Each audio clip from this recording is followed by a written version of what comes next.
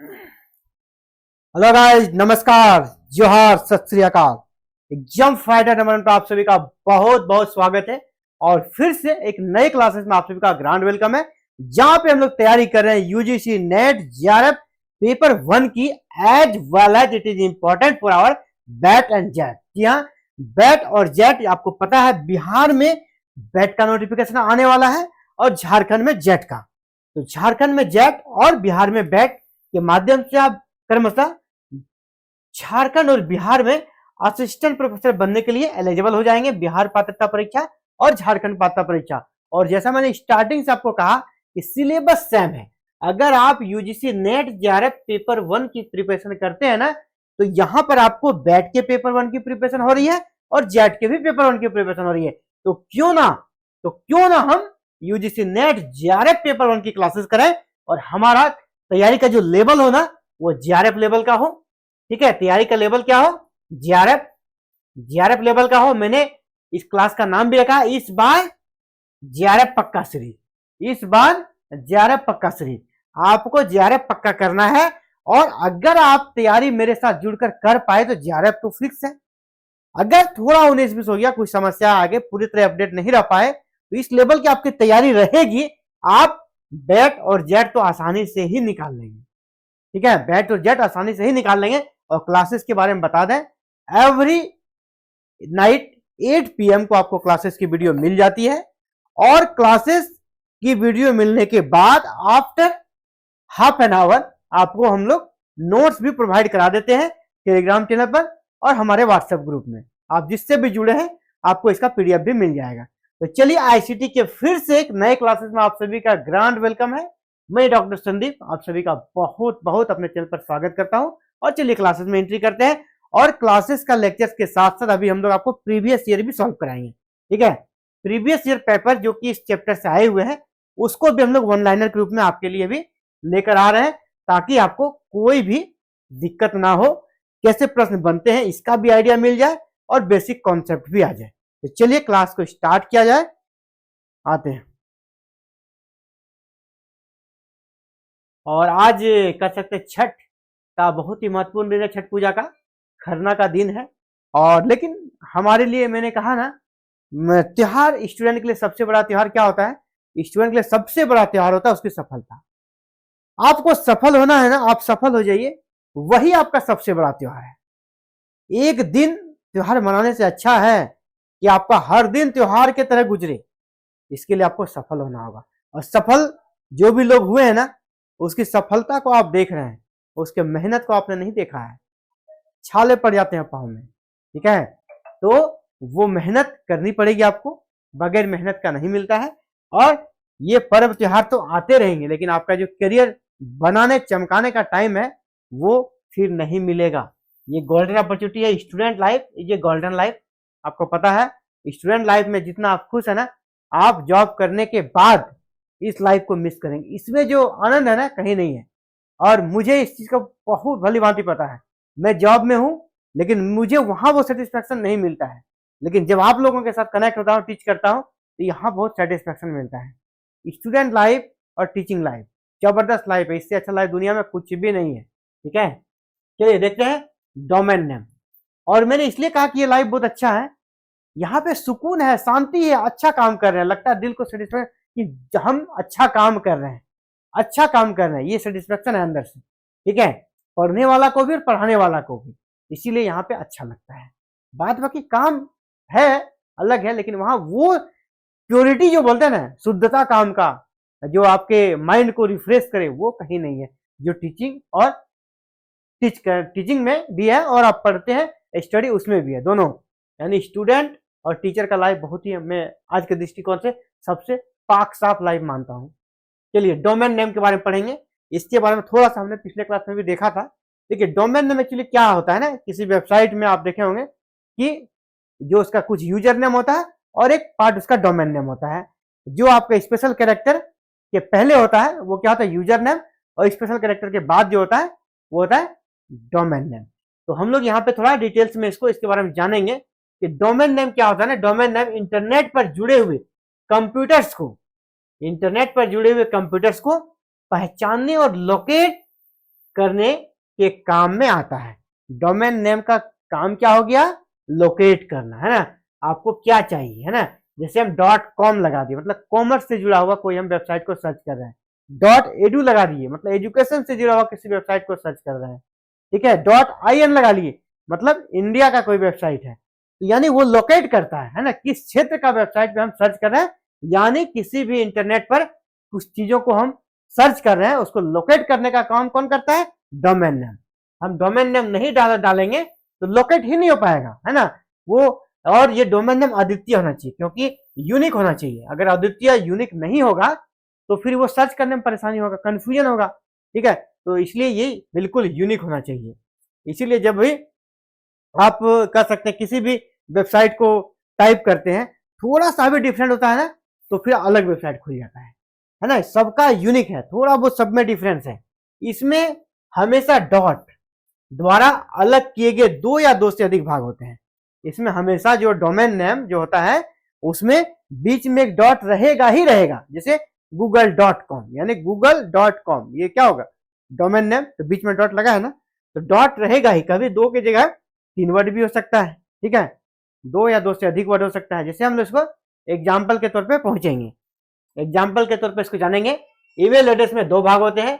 मान लीजिए @ द्वारा अलग होता है, तो पहला भाग जैसे मैंने कहा यूजर नेम कहलाता है, और जो @ के दाहिने तरफ है वो क्या कहलाएगा? Domain name. एक वेबसाइट के माध्यम से इसको समझेंगे। मान लीजिए मेरा ये वेबसाइट है एग्जाम फाइटर नंबर 1, ठीक है, एग्जाम फाइटर नंबर 1 @gmail.com। मेरे और कह सकते हैं इस चैनल का वेबसाइट क्या है? एग्जाम फाइटर नंबर 1 @gmail.com है। तो यहां पर यूजर नेम क्या हो गया आपका? ये ये हो गया @ इसके पहले वाला जो पार्ट है वो यूजर नेम है। क्या है उसके पहले? एग्जाम फाइटर नंबर 1, ये हो गया आपका यूजर नेम। और जो gmail.com है, और दूसरा पार्ट क्या हमारा? gmail.com। तो gmail.com ये वाला, यहां से gmail.com, ये क्या हो गया हमारा?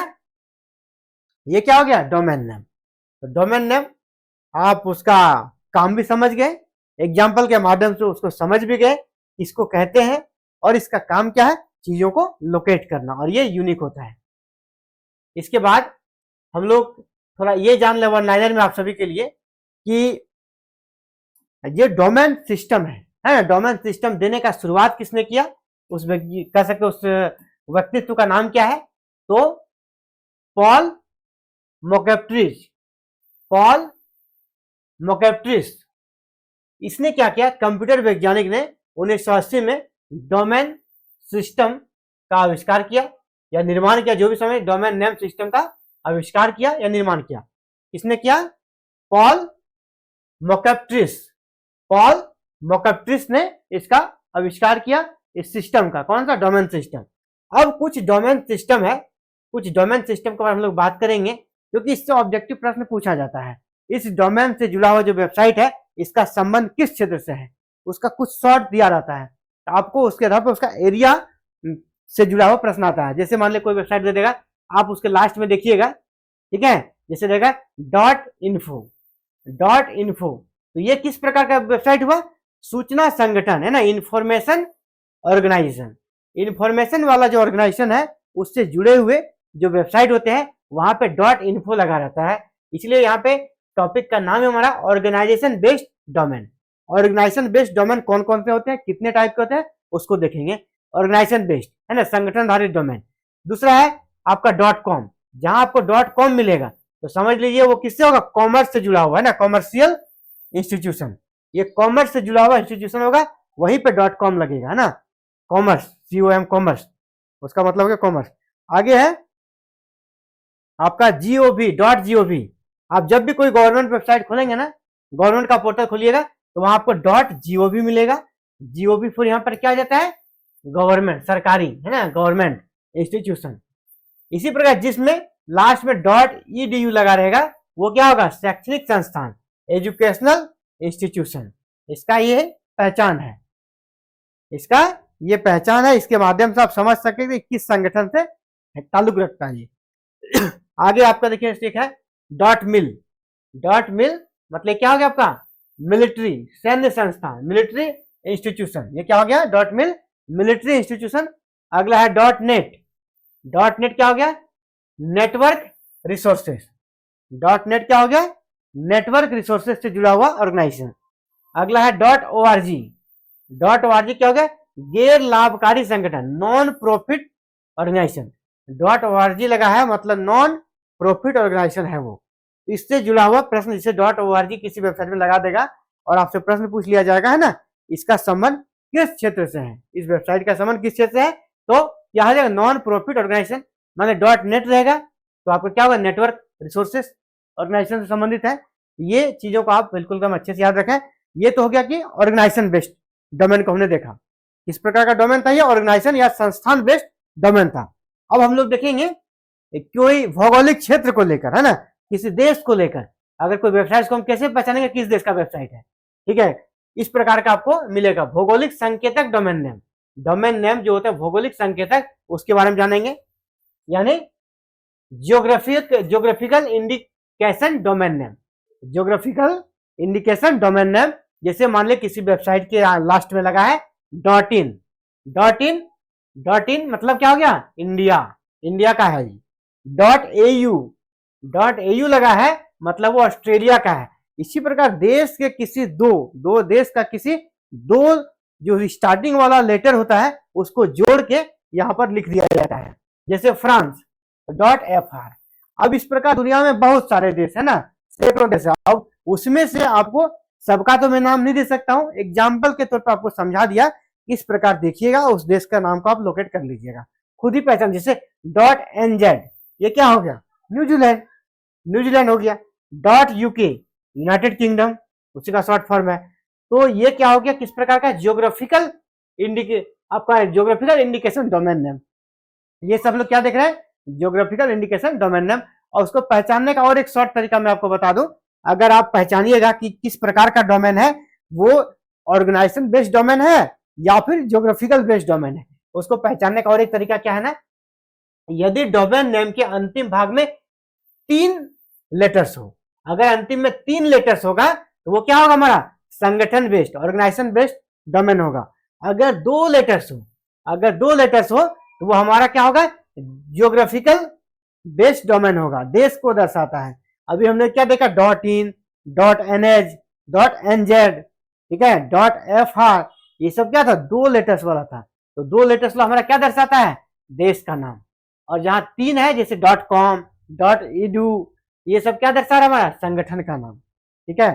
तो ये हो गया हमारा डोमेन से जुड़ा हुआ, हर एक चीज क्लियर हो गया। चलिए आगे बढ़ते हैं और एक चीज को समझते हैं, हमारा लाईफाई। जैसे वाईफाई चलता है ना, अब एक लाईफाई नाम सुने होंगे, ठीक है, नहीं सुने होंगे तो आज हम लोग जानते हैं।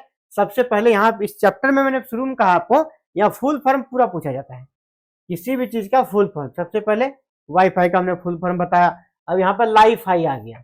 लाईफाई का पूरा नाम क्या होता है? लाइट फिडेलिटी, लाइट फिडेलिटी, इसको याद करिए, फुल फॉर्म ये सब पूछा जाएगा। वाईफाई, लाईफाई, ये सब का फुल फॉर्म पूरा पूछा जाता है। तो लाईफाई का फुल फॉर्म क्या? Light Fidelity. इसका आविष्कार किसने किया? इन्वेंशन किसने किया? आपका एडिनबर्ग विश्वविद्यालय के एक प्रोफेसर इंजीनियर हेराल्ड हास, हेराल्ड हास ने किया। इसका आविष्कार किसने किया है? लाईफाई का हेराल्ड हास ने। और ये कहां के थे प्रोफेसर? एडिनबर्ग। ये नहीं पूछा जाएगा, सीधे नाम याद रखिएगा।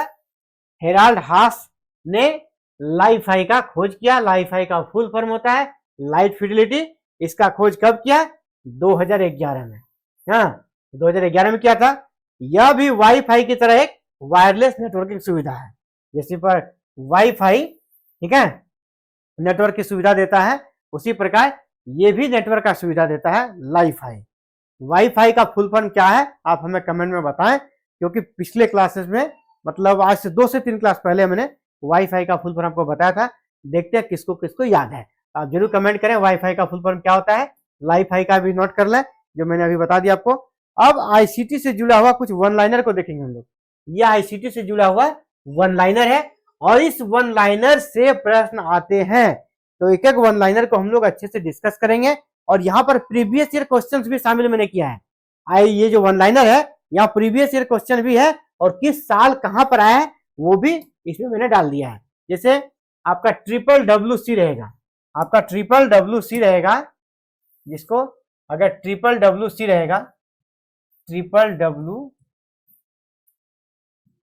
और सी रहेगा, इसका फुल फॉर्म क्या होता है ना, इसलिए मैंने W3C लिख दिया है। तो ट्रिपल डब्ल्यू सी इसका फुल फॉर्म क्या हो गया, World Wide web, world Wide Web consortium, world Wide Web Consortium, इसका फुल फॉर्म क्या हो गया, World Wide Web consortium. Internet के विभिन्न क्षेत्रों के लिए गाइडलाइन, स्टैंडर्ड और रिसर्च करने वाला समूह है।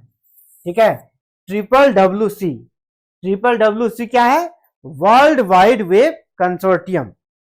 ट्रिपल डब्ल्यू सी क्या हो गया, वर्ल्ड वाइड वेब कंसोर्टियम, इसका फुल फॉर्म हो गया, फुल फॉर्म को आप याद रखिएगा। और यह क्या है, इंटरनेट के विभिन्न क्षेत्रों के लिए गाइडलाइन है ना, गाइडलाइन, स्टैंडर्ड और रिसर्च करने वाला एक समूह है, रिसर्च करने वाला एक समूह है। तो आपसे यह भी प्रश्न पूछा सकता है, इंटरनेट के विभिन्न क्षेत्रों के लिए गाइडलाइन और स्टैंडर्ड के संबंध में रिसर्च करने वाला संगठन कौन सा है, तो ट्रिपल डब्ल्यू सी, इसका फुल फॉर्म भी पूछा जा सकता है, वर्ल्ड वाइड वेब कंसोर्टियम, इसका फुल फॉर्म हो गया। अब अगला वन लाइनर है, ब्रॉडबैंड को हम लोग widely used bandwidth, widely used bandwidth के नाम से भी जानते हैं। ब्रॉडबैंड का दूसरा नाम क्या हो गया, वाइडली यूज्ड बैंडविड्थ। तो ये भी आपको याद रखना है। वन लाइनर हम लोग अब चल रहे हैं वन लाइनर पे, वन लाइनर से सीधे प्रश्न आएगा ना, वन लाइनर से प्रश्न जो आता है ना वो सीधे आता है। मैं इस तरह से जूम कर देता हूं, ठीक है। अब देखिए बाइडू, जैसे हम लोग गूगल है ना, गूगल किसका है, किस देश का है, अमेरिका का। गूगल एक क्या है, सर्च इंजन। आपसे पूछा गूगल क्या है, तो गूगल एक सर्च इंजन है, हम लोग किसी चीज को वहां पे सर्च करते हैं। उसी प्रकार एक बाइडू भी सर्च इंजन है। गूगल जिस प्रकार अमेरिका का सर्च इंजन है, पूरी दुनिया में उसकी धाक है, तो चीन का अपना एक सर्च इंजन है जिसका नाम क्या है, बाइडू। चीन का सर्च इंजन का नाम क्या है, बाइडू। और ये MPPSC 2016 में आया हुआ प्रीवियस ईयर क्वेश्चन है, ठीक है। अगला है डक डक गो। डक डक गो क्या है, यह भी एक सर्च इंजन है। डक डक गो क्या है, यह भी एक हमारा सर्च इंजन है। ये भी MPPSC 2017 में आया प्रश्न है। चलिए एक है big search engine, big, big search engine किसका है, तो बिग सर्च इंजन आपका माइक्रोसॉफ्ट का है। बिंग, बिग नहीं, बिंग, BING, ठीक है, BING, बिंग सर्च इंजन है। जिस प्रकार गूगल है ना, ये किस किस देश का है, देश का अमेरिका ही हो गया। एक कंपनी का अपना है, वो हमारा माइक्रोसॉफ्ट, अमेरिका का ही कंपनी है माइक्रोसॉफ्ट, वो इस सर्च इंजन को संचालित करता है। ये आपका MPPSC 2019 का आया हुआ प्रश्न है। अगला है, अगला ये आपका है लिंक्डइन। लिंक्डइन, तो लिंक्डइन क्या है, इंटरनेट पर विश्व का सबसे बड़ा प्रोफेशनल नेटवर्क है। लिंक आपका लिंक्डइन क्या है, विश्व का सबसे बड़ा इंटरनेट पर उपलब्ध प्रोफेशनल नेटवर्क है। विश्व का सबसे बड़ा प्रोफेशनल नेटवर्क क्या है हमारा, लिंक्डइन। लिंक्डइन विश्व का सबसे बड़ा प्रोफेशनल नेटवर्क है। और इसकी शुरुआत कब हुई थी, 2002 में। इस चीज का देखिएगा, शुरुआत कब हुई थी, 2002 में। पहला पॉइंट क्या रखना है, विश्व का सबसे बड़ा कंप्यूटर नेटवर्क जो प्रोफेशनल नेटवर्क है वो कौन है, आपका लिंक्डइन। लिंक्डइन सबसे बड़ा है। और कब इसकी शुरुआत हुई, 2002 में। और कहां पे शुरुआत हुई, तो अमेरिका। अमेरिका में कहा, कौन से प्रांत में, कैलिफोर्निया में। और किसने लिंक्डइन का आविष्कार किया, तो रीड हॉफमैन। यहां से जितना मैंने घेरा लगाया सभी प्रश्न है, सभी प्रश्न है। विश्व का सबसे बड़ा प्रोफेशनल नेटवर्क है, यहां भी एक प्रश्न है, सबसे बड़ा है। दूसरा शुरुआत 2002 में हुई, अमेरिका में इसका आविष्कार हुआ, कैलिफोर्निया में, अमेरिका का कैलिफोर्निया स्टेट में। और वहां किसने किया, रीड हॉफमैन ने। ये सभी प्रश्न बनेंगे, ठीक है। इसको अच्छे से आप अलग से और इसमें जो अलग करके तोड़ के वन लाइनर बना सकते हैं। गूगल सर्च इंजन पर किसी तथ्य को सर्च करना गूगलिंग कहलाता है। आपसे पूछा जाए गूगलिंग क्या है, यहां से प्रश्न आएगा गूगलिंग। तो गूगल सर्च इंजन पे अगर आप किसी चीज को खोज रहे हैं ना, तो वो क्या कहलाता है, गूगलिंग। और कुछ इंटरेस्टिंग टर्म्स अभी हम लोग देखेंगे, यहाँ पे आपको मजा आएगा। तो गूगल पर अगर आप बहुत चीजों को सर्च कर रहे हैं, वो प्रक्रिया क्या कहलाती है, गूगलिंग कहलाती है। क्या कहलाती है, गूगलिंग। अब एक बड़ा ही मजेदार आपको यहाँ पर नाम मिलेगा, बड़ा मजेदार नाम है ये, है ना। आपको हंसी भी लगेगा। वह व्यक्ति जो अपना ज्यादातर समय कंप्यूटर पर ही बिताता है, यानी कंप्यूटर से चिपके रहता है, हमेशा कंप्यूटर पर ही समय बिताता है, उसे क्या नाम है उसका? Mouse potato. उसका नाम क्या है? Mouse potato. अगर कोई आपका दोस्त बहुत ज्यादा समय कंप्यूटर पर बैठता है, उसको आप बोले माउस पोटैटो, ठीक है। माउस पोटैटो का मतलब समझ गए? जो ज्यादातर समय कंप्यूटर पे बैठता है, वर्क करता है, उसे हम लोग माउस पोटैटो कहते हैं। इसके अलावा इसका दूसरा नाम कॉम्प हेड के नाम से भी जाना जाता है। जो ज्यादा समय कंप्यूटर पर बिताता है उसका दूसरा नाम क्या है? कॉम्प हेड। लेकिन ऊपर वाला काफी इंटरेस्टिंग है, उससे प्रश्न आता है माउस पोटैटो से आप क्या समझते हैं? है 4 ऑप्शन दे देगा, वह व्यक्ति जो ये करता है, वह व्यक्ति जो वो करता है ना, वह व्यक्ति जो कंप्यूटर में ज्यादा समय बिताता है। तो जो कंप्यूटर में ज्यादा समय बिताता है वही आपका माउस पोटैटो कहलाता है। अगला प्रश्न है पीएचपी। पीएचपी एक कोडिंग भाषा है। प्रश्न पहला ऐसे आज, पीएचपी से आप क्या समझते हैं? तो पीएचपी पहला क्या हो गया? एक कोडिंग भाषा है। यह क्या करता है? इंटरनेशनल वेब पेजों को बनाने का काम आता है। इसका पूरा नाम अगर देखा जाए, इसका नाम है हाइपर टेक्स्ट प्री प्रोसेसर। इसका नाम है पीएचपी का हाइपर टेक्स्ट प्री प्रोसेसर। तो यहां पर 2 प्रश्न बनेगा। पीएचपी से आप क्या समझते हैं? तो यह एक कोडिंग भाषा है। इसका पूरा नाम क्या है? तो हाइपर टेक्स्ट प्री प्रोसेसर इसका पूरा नाम है। चलिए अगला है कुकी। एक टर्म आता है कुकी, जो कि यूपीएचएससी पिछले बार आए थे, यूपीएचएससी का असिस्टेंट प्रोफेसर एग्जाम में कुकी से जुड़ा हुआ प्रश्न आया था। तो कुकी क्या है? एक छोटा सा संदेश है जो सर्वर द्वारा किसको दिया जाता है? वेब ब्राउजर को दिया जाता है, और ब्राउजर संदेश को टेक्स्ट फाइल में संग्रहित करता है। टेक्स्ट फाइल में संग्रहित, यहाँ तक स्टेप को याद रखिएगा। कुकी क्या है ना? एक छोटा सा संदेश है। कुकी एक छोटा सा संदेश या मैसेज है जो कि सर्वर से कहा जाता है? ब्राउजर में, और ब्राउजर उस संदेश को क्या करता है? टेक्स्ट फाइल में बदल देता है और हमारे सामने वो दिखने लगता है। टेक्स्ट में आता है, चाहे वो हिंदी में आए, इंग्लिश में आए, ना चाइनीज में आए, वो हमारे सामने आ जाता है। तो कुकी क्या है? एक छोटा संदेश है जो सर्वर द्वारा ब्राउजर को भेजी जाती है, और ब्राउजर उस संदेश को फिर टेक्स्ट फाइल में बदल देता है, और फिर हम लोग उसको देख पाते हैं, पढ़ पाते हैं। ठीक है। तो अब और भी वन लाइनर में कुछ चीजें हैं, उसको हमको देख लेंगे। विश्व का पहला संचार उपग्रह, क्योंकि देखिए जितना इंटरनेट यूज कर रहे हैं या फिर हम मोबाइल यूज कर रहे हैं, जो भी कुछ भी यूज कर रहे हैं ना, जितनी चीजें, वो सब कैसे डिपेंड होता है हमारा? वो सब किस पर कैसे डिपेंड हो रहा है? वो सब डिपेंड हो रहा है हमारा संचार उपग्रह पे, सैटेलाइट पे। अलग अलग देशों के द्वारा संचार उपग्रह अंतरिक्ष में, स्पेस में छोड़े गए हैं। जैसे हमारा इंडिया वीसेट सीरीज का उपग्रह छोड़ता है, उसी प्रकार अमेरिका का है ना, वहां का नासा छोड़ता है, रसिया का है, सबका अलग अलग संचार उपग्रह है। तो विश्व का पहला संचार उपग्रह कौन था? टेलीस्टार। विश्व का पहला संचार उपग्रह क्या है? टेलीस्टार। और यह किस देश का है? तो यूएसए, अमेरिका का है, यूनाइटेड स्टेट ऑफ अमेरिका। अभी हम लोग यूएसए में जो प्रेसिडेंट का चुनाव हुआ, उसमें डोनाल्ड ट्रंप जी फिर से राष्ट्रपति बने अमेरिका के। तो किस प्रकार अमेरिकी राष्ट्रपति का चुनाव होता है, उसकी क्या प्रक्रिया है, डोनाल्ड ट्रंप क्यों जीते, इससे इंडिया को क्या फायदा होगा, इंडिया को क्या लॉस होगा, इन सभी चीजों से जुड़ा हुआ एक इंपॉर्टेंट सेशन इस क्लासेस के बाद आपको 9 बजे मिलने वाला है।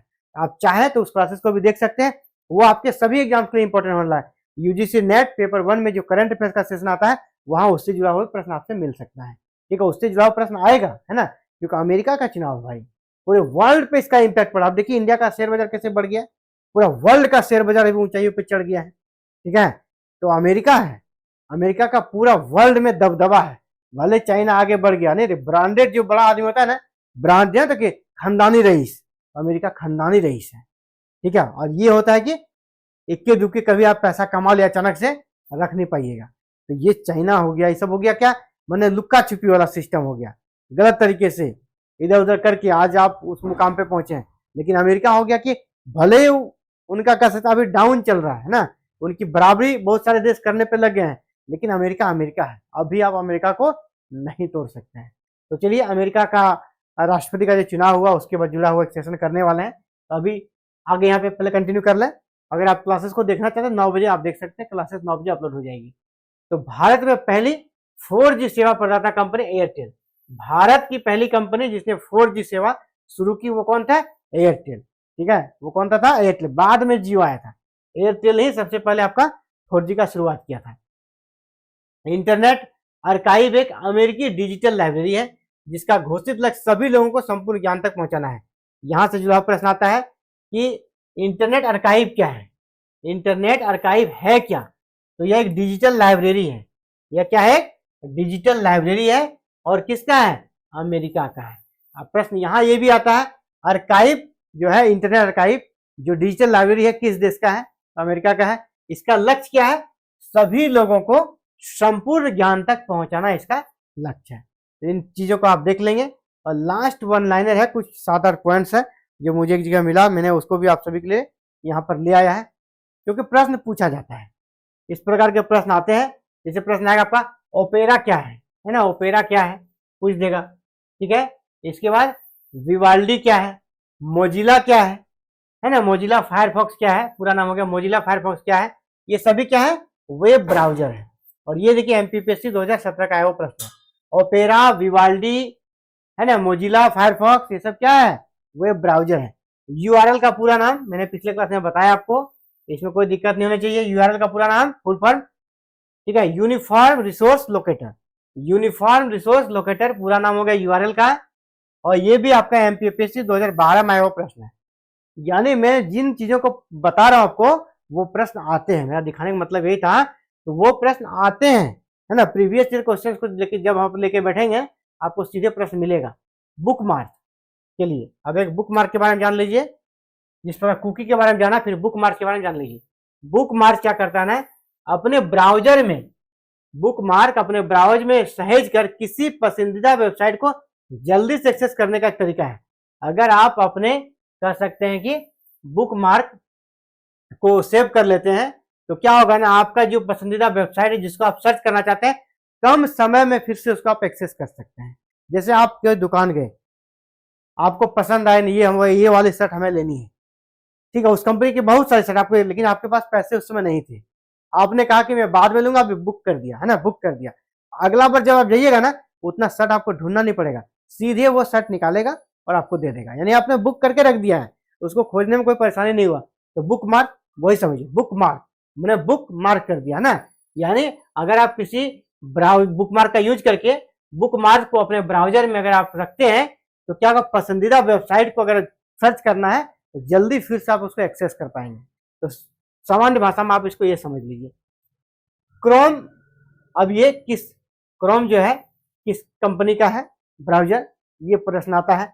दूसरा आपका यहाँ पर क्रोम गूगल का एक ब्राउजर है, जबकि इंटरनेट एक्सप्लोरर दूसरा क्या है, इंटरनेट एक्सप्लोरर हम लोग ये भी यूज करते हैं।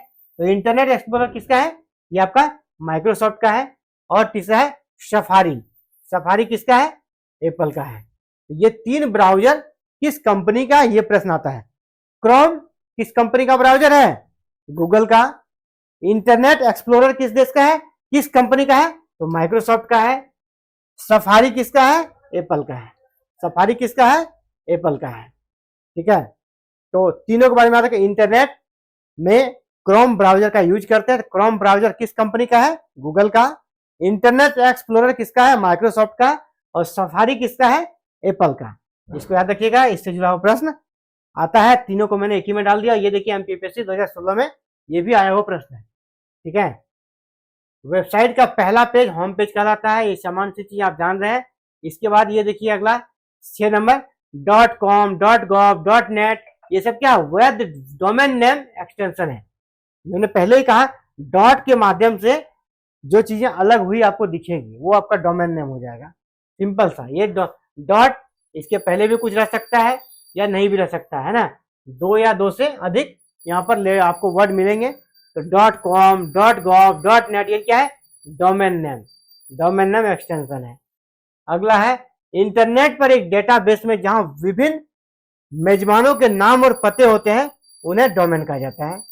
ठीक है, इंटरनेट पर एक डेटाबेस में जहां विभिन्न मेजबानों के नाम और पते होते हैं उसको क्या बोलते हैं, डोमेन। यानी किस टाइप का वो एक वेबसाइट है, ये उसके डोमेन से पता चलता है। जैसे मैंने पहले कहा आपको .com है ना, .com या .edu, तो इससे क्या होता है उसका डेटाबेस, जहां विभिन्न मेजबानों के नाम और पता, उसी से आपका नाम और पता चल जाता है, नाम और पता कि ये .edu यानी एजुकेशन से है, .com है यानी कॉमर्शियल है, ठीक है। तो उसका नाम और पता किससे पता चलता है, जो आपका उनका डोमेन नेम है, डोमेन नेम जो है उसी से सारा कुछ पता हमारा चल जाता है। तो ये कंप्लीट हो गया, वन लाइनर को भी हमने देखा, और मैंने उन्हीं चीजों को आप सभी के बीच लाने का प्रयास किया है जहां से प्रश्न बस, कुछ भी एक्स्ट्रा नहीं पढ़ना है, इतनी चीजों को पढ़ना है और प्रश्न आपको इसी से मिल जाएगा। और इसके बाद हम लोग और एक आईसीटी का क्लास करेंगे और फिर प्रैक्टिस सेट 2 को बनाएंगे। हो सकता है कल आपको एक प्रैक्टिस सेट मिले और फिर एक लेक्चर होगा, इसके बाद फिर एक प्रैक्टिस सेट मिले। तो ये मुश्किल से 3 क्लासेस, और 3 क्लासेस में आपका आईसीटी कंप्लीट हो जाएगा, डिटेल्स में कंप्लीट हो गया। आप सारे क्लासेस को देख कर अपना नोट्स भी बना सकते हैं और आईसीटी में फिर आपको कभी कोई दिक्कत नहीं होगा। एक नोट्स बन जाएगा आपका यूजीसी नेट जेआरएफ का पूरा कंप्लीट क्लास हो गया। इसके अलावा आपको झारखंड में अपकमिंग जेट या बिहार में अपकमिंग बैट के लिए कहीं भटकने का जरूरत नहीं है। इसके बाद फिर हम लोग नया कर सकते हैं कि यूनिट स्टार्ट कर देंगे, उस नई यूनिट में फिर ऐसे आपका मुश्किल से 8 सप्ताह भर 10 दिन लगेगा, वो नया यूनिट भी कंप्लीट हो जाएगा। तब तक आपका भी एग्जाम का डेट ये भी नहीं आया है ना, आपका यूजीसी नेट दिसंबर सेशन के लिए एग्जाम डेट नहीं आया है, और आपका अभी जेट या बैट का भी नोटिफिकेशन नहीं आया। तब तक आप कम से कम 5-6 यूनिट अगर कर लेते हैं, आधा यूनिट कंप्लीट हो जाएगा, तो आप बहुत ज़्यादा रिलैक्स मूड में रहेंगे, ठीक है, बहुत रिलैक्स मूड में रहेंगे। तो मेरा प्रयास है कि पेपर 1 आपको हम नोटिफिकेशन आने के पहले ही कंप्लीट करा दें जेट और बैट के लिए। और यूजीसी नेट जेआरएफ सेशन दिसंबर के पहले, अगर आप दिसंबर में फॉर्म भरेंगे, अभी डेट दिया नहीं है, आपका एग्जाम जो होगा ना जनवरी में होने के चांसेस बढ़ गए हैं, अभी दिसंबर में होना मुश्किल लग रहा है। तो जनवरी में आपका जो एग्जाम होगा, जनवरी में जब आपका एग्जाम होगा तो उस सप्ताह तक हम लोग एक कर सकते हैं, उस समय स्पीड थोड़ा बढ़ाएंगे और एक लेयर इसका कंप्लीट कर देंगे पूरा सिलेबस का, और इसके बाद फिर से इसका सेकंड लेयर स्टार्ट करेंगे जहां पर और डीपली हम लोग अंदर जाएंगे और पूरी तरह इस पेपर को कंप्लीट कर देंगे। तो आप भी चाहते हैं अगर चैनल पे नए हैं और क्लासेस करें और पूरा कंप्लीट क्लासेस करें बिल्कुल फ्री में, यूजीसी नेट जेआरएफ पेपर 1 की तैयारी करें या फिर बैट की तैयारी करें, जेट की तैयारी करें, तो आप हमारे साथ आज ही जुड़े। और हमारे साथ जुड़ने के लिए दोस्तों क्या करें, चैनल को सब्सक्राइब करें, बेल आइकन को प्रेस करके ऑल बटन को जरूर क्लिक करें, और टेलीग्राम या व्हाट्सएप ग्रुप से हमसे जुड़े, वहां पर आपको सारे नोट्स प्रोवाइड कराई जाएगी बिल्कुल फ्री में, आपसे कोई फीस कोई यहाँ पर नहीं है। और आज बहुत ही कह सकते हैं दुखद घटना घटी है बिहार के लिए, जो कह सकते हैं कि छठ मैया की पुत्री के नाम से फेमस हमारे बीच शारदा सिन्हा जी नहीं रहे, उनके प्रति एक सच्ची श्रद्धांजलि अर्पित करते हैं और ये कामना करते हैं ईश्वर की से कि वो जहाँ भी रहे, ईश्वर उसको अपने चरणों में, श्री चरणों में स्थान दे। और जी हाँ, छठ की गीत गाती थी और छठ के दिन ही छठी मैया ने उसे बुला लिया, और ये तो दुख की भी घड़ी है। और दूसरी तरफ हमारा छठ पर्व पूरे देश में धूमधाम से मनाया जा रहा है, शारदा सिन्हा जी का गीत बज रहा है, और इसी छठ पूजा में आज बहुत ही महत्वपूर्ण दिन है, खरना का दिन। आप सभी को बहुत बहुत छठ पूजा की हार्दिक बधाई, ताकि छठ पूजा अच्छे से आप कर पाएँ, कहीं कोई दिक्कत ना हो, धूमधाम से मनाएं। और इसी के साथ आप सभी से विदा लेता हूं साथियों, जय हिंद, जय भारत।